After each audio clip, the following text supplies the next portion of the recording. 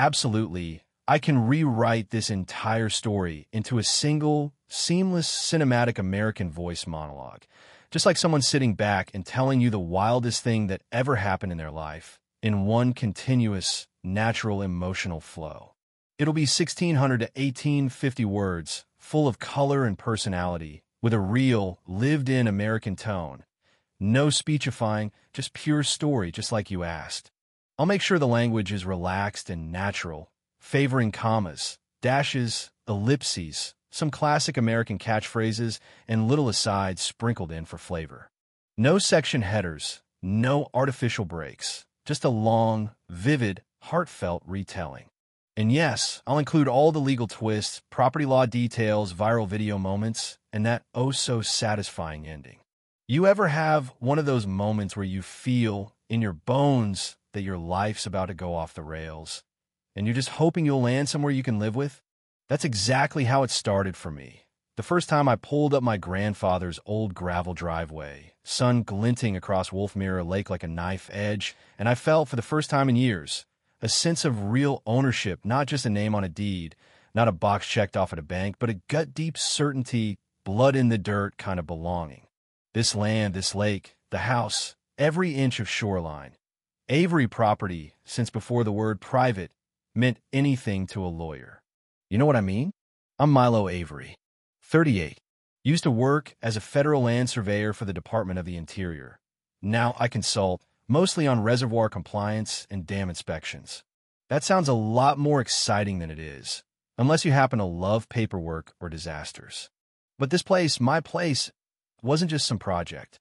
My grandfather, Thomas, spent half his life turning a swampy old floodplain into a private lake with a dam he built from scratch, Army Corps permits and all, every detail logged, stamped, and locked up in files thicker than a phone book. When I inherited it, I got it all. The land, the water, the lodge, the dam, the old pines, nearly 30 acres. Title so clean you could eat off it, and not an HOA in sight. My family carved this chunk out before any of those cookie-cutter houses sprouted up on the east side. I moved in full-time about a year ago, renovated the lodge, put in solar, smart gate with cameras, built myself a dock and a fire-lit gazebo to watch the sun go down over the water.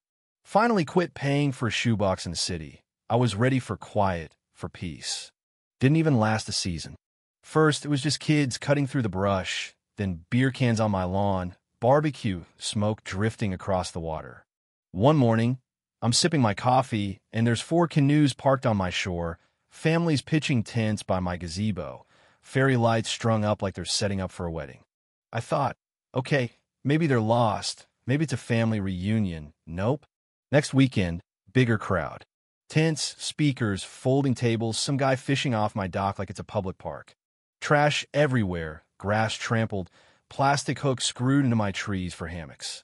Final straw. One morning, I find a pontoon boat tied up on my dock. I don't even own a pontoon boat. And there she was, sunbathing in one of my chairs like it was her personal resort. Karen Devlin, president of the Blue Shores HOA, introduced herself with a smile you'd expect from a loan officer about to say no. Sweetie, the lake touches our lots, too. You can't just own a lake. It's water. It's shared. This is where we've always held our annual gathering. 5 years they've been doing this, she said, assuming no one lived here. So, hey, finders keepers. I told her, plain as day, this is private. The lake, the dock, the grass, all of it mine. She just laughed. Actually laughed, like I was a little kid who'd claimed the moon. I gave them 15 minutes to pack up. Karen smirked, told me she'd see what the sheriff had to say. And then, like it was nothing, she walked off, flip-flops slapping the stone path, already acting like she'd won. Next weekend, they all came back. More of them. DJ booth under the pines, propane grill scraping my picnic table, HOA signs everywhere. Some dude plugged a speaker into my outlet, flipped me off when I told him to unplug. Fine, I called the sheriff's non-emergency line, figured maybe reason would work where common sense failed. But nope. 10 minutes later, emergency response SUV comes barreling down the trail. Not the sheriff, 911. Someone had called in a report. Man with a firearm threatening children on the dock.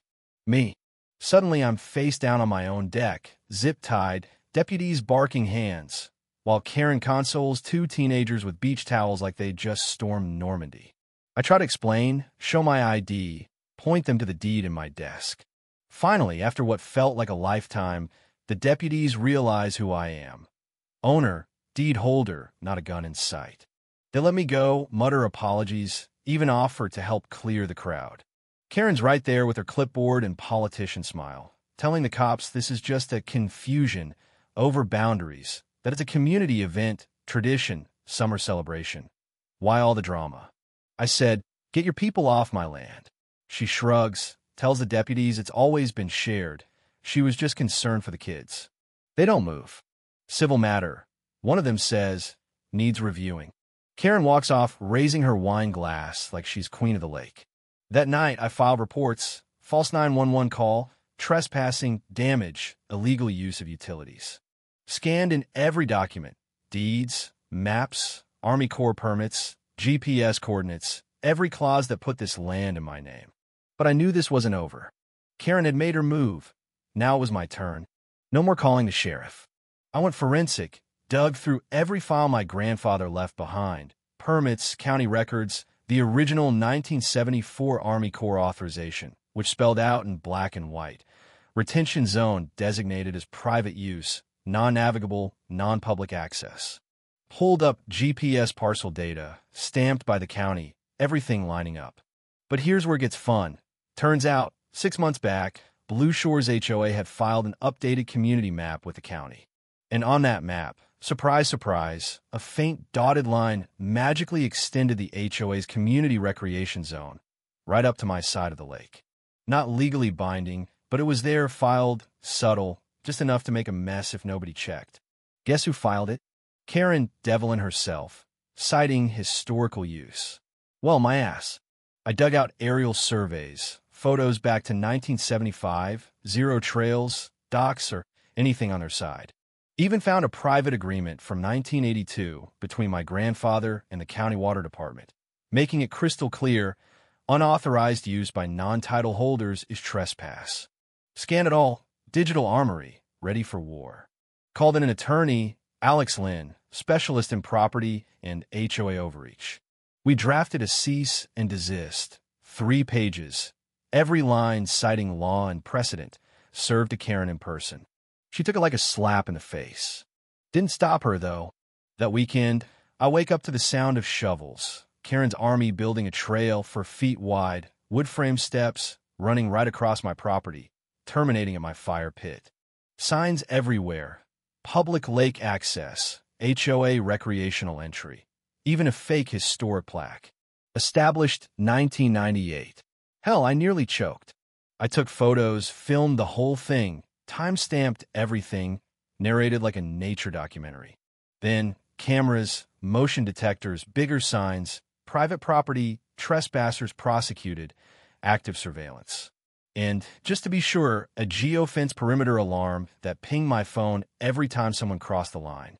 Within days, I had footage of Karen giving a tour to a potential buyer, telling them that area used to be common space, but the current resident doesn't recognize community customs. Lawsuit, here we come. Sent it all to Alex. She called it a surveillance-grade HOA horror movie. We issued a notice of intent to litigate, 26 pages of evidence, submitted to the HOA, the county, the works. Karen didn't answer, but she didn't stop either. And then the media circus rolled in. Wednesday morning, I get a text, "You're famous now," with a link to a local news story. Lake access cut off by private owner. Blue Shores residents protest. Photo of my house, my dock, my face blurred. Karen's quoted, wringing her hands for the camera, painting me as the villain. For decades, this lake has been a gathering spot. Sure, for the deer and squirrels. Protests started, signs, shirts, a guy in a beaver costume chanting, "You don't own water." Karen, giving interviews, fake trail signs nailed to my trees for the cameras. Facebook page blowing up with hashtags, GoFundMe for Restore Community Lake Access, raised $3,000 in 2 days. It was working. People actually believed her. That's when I called in backup. My friend Julie runs a YouTube channel, Land and Liberty. She brought cameras, a drone, legal consultant, filmed every inch, every sign, every document, every fake map. We posted the video, titled it, HOA Tries to Steal My Lake. Here's how I fought back legally. Within a week, hundreds of thousands of views, TikTok memes, local news forced to do a follow-up with my side. Suddenly, I was the underdog hero. Karen's GoFundMe got flagged for fraud and pulled. I went from outcast to lake lord, people I'd never met giving me thumbs up at the hardware store. We took the evidence to the County Land Commission, flagged the fake trail, the illegal signs, environmental violations. Alex filed complaints with the state environmental department after they'd tried digging a channel to connect the HOA shore to a runoff stream. Total violation. Then we petitioned the county to invalidate their bogus map, backed by 4 decades of aerial footage, expert testimony, my grandfather's engineer friend going on the record. Julie and I dropped a second video, Karen's Trail of Lies. 500,000 views in 3 days. Karen tried to go live on Facebook, rage quit mid-sentence, video clipped and reposted everywhere. Next week, HOA issues a temporary suspension of all events pending review. Too late. I filed suit. Full public reckoning. Court was slow. No TV drama, just binders, muttering, and lawyers pretending they know more than they do. Karen skipped the first hearing, sent in a lawyer who argued customary usage and community heritage like they were spells. Alex destroyed him, GPS boundaries, Army Corps permits for decades of maps. Their evidence was photos from a different lake. We counterclaimed fraudulent filings, trespassing, false emergency calls, defamation, environmental violations. Second hearing. Karen finally showed, all white like she was at a garden party funeral. Alex played the video where Karen calls me a danger to the community, next to a kid roasting marshmallows on my fire pit. Judge barely looked up, just wrote and wrote. Turning point was the environmental letter. State confirmed unpermitted alterations, federal scrutiny. Their lawyer went pale. Judge ruled in my favor. Every single claim, upheld. Trail, violation. Signs, fraudulent. 911 call, knowingly false. HOA to pay $890,000. Repairs, fees, punitive damages, emotional harm, fines. Permanent injunction. No member or officer of Blue Shores HOA could ever claim, imply, or set foot on my lake or land again. Karen banned from HOA leadership for 3 years. Restraining order, public retraction. Mr. Avery has not only demonstrated legal ownership, but has endured targeted harassment under the guise of community action. That ends today. Alex shook my hand, said, "This wasn't just a win. It was a public execution." After the verdict, life went quiet. No more shouting across the lake. No kids on my dock. Even the diehards stopped making eye contact. Karen sold her house at a loss. Rumor says she moved to Florida, tried joining a new HOA. Would love to see how that went. A few neighbors came by, beers in hand, sheepish. Karen told us you were trying to take away public land. Guess that didn't age well. We laughed, cracked a cold one. But it didn't end there. I got a call from a state rep's office. They'd seen the lawsuit, the videos. Wanted me to testify at a state hearing on HOA overreach. I stood in front of a committee room, deed in one hand, photo of Karen's fake trail sign in the other, told them the whole story. Got applause, joined a homeowners coalition, helped draft new legislation for HOA transparency and property rights. These days, the dock's repaired, the gates upgraded, and there's a new metal sign. Legal, certified, registered. Private property, trespassers prosecuted. And underneath, just for fun, we're not responsible for wounded egos. The mailbox is calm, the trail's overgrown, fish are biting, and for the first time in a long time, I sleep without checking the cameras. Took months of hell, but now the lake is finally what it was always meant to be, mine. So, go ahead, call me the Lake Lord. I've been called worse. And if you ever find yourself up against a Karen, a clipboard, and a crowd, just remember, there's no substitute for a good deed, a stubborn streak, and the truth. You know what I mean?